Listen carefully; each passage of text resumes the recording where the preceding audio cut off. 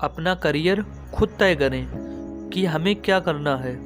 दूसरों के उस पे ना जाएं कि हमें क्या करना है।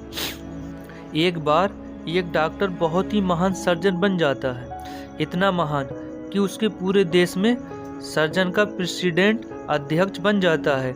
ये एक तरफ से बहुत बड़ी बात थी, जिसको लेकर उस सर्जन डॉक्टर के घर बहुत बड़ी पार्टी मनाई जा रही थी।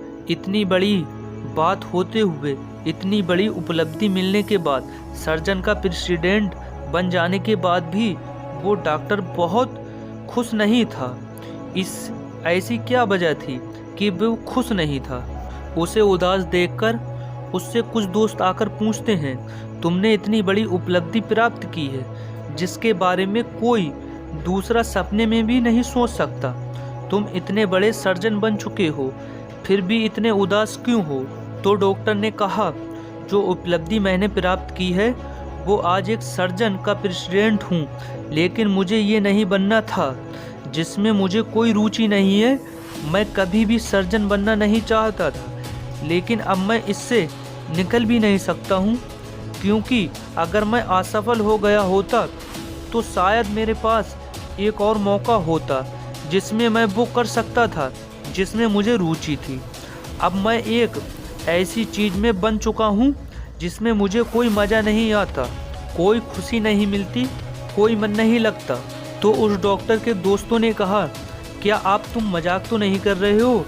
देश के सबसे बड़े प्रेसिडेंट होना कितनी आदर की बात होती है। तुम्हारी बीवी खुश है, तुम्हारे बच्चे खुश हैं, हर कोई खुश है और समाज में तुम्हारी एक बहुत बड़ी इज्जत भी बन गई है। हर कोई तुम्हारा सम्मान कर रहा है। तो डॉक्टर ने कहा, सभी लोग मेरा सम्मान तो कर रहे हैं, लेकिन मैं नहीं करता।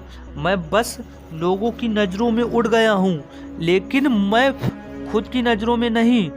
मुझे एक डांसर बनना था, लेकिन मेरे माता पिता ने, मेरे घर वाले सभी इसके खिलाफ थे। घर वालों ने कहा था कि मैं बायोलॉजी लेकर पढ़ाई पर ध्यान दूं। इस तरह से मैंने घर वालों की सुन ली। मैं कमज़ोर था, मुझ में उस वक्त घर वालों से लड़ने की शक्ति नहीं थी। मैंने घर वालों की बात मान ली और पढ़ लिख कर एक महान सर्जन बन गया, और मेरे डांस बनने की इच्छा अधूरी रह गई। और आज भी मुझे डांस सीखने की इच्छा होती है, लेकिन अब वो वक्त नहीं रहा। मेरे हाथ से वो वक्त चला गया, जिसे वक्त में घर वालों से लड़ सकता था, हिम्मत करके डांस बनने का करियर चुन सकता था।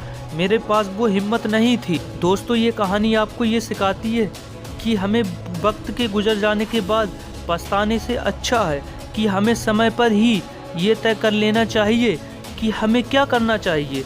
हम ना तो किसी के कहने पर अपना करियर तय करना चाहिए, और ना ही किसी को देखकर हमें अपना करियर खुद तय करना चाहिए, क्योंकि आपसे अच्छे तरीके से कोई नहीं जानता।